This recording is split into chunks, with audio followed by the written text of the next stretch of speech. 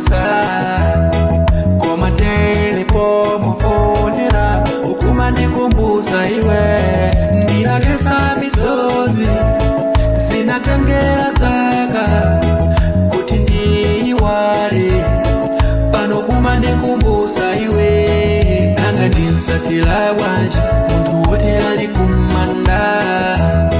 nanga ndinsatira bwanji muntu woti ali kubanja kodi ichi ndichikondi kapena ungofuna kundiuza kodi ichi ndichikondi kapena ungofuna kundinyoza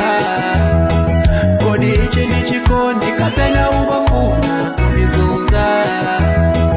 kodi ichi ndichikondi kapena ungofuna kunditaisa nawe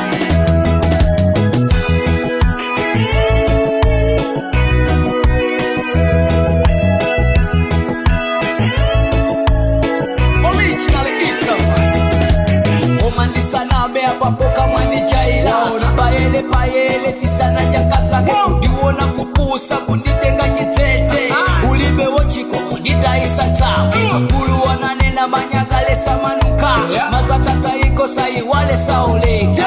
Inakutoka kudipano dinadeka Diwa mene pano tima wanga unateka Ukaso wazojido mandifusa sama exi Sama past tense sindupanga na Komandisa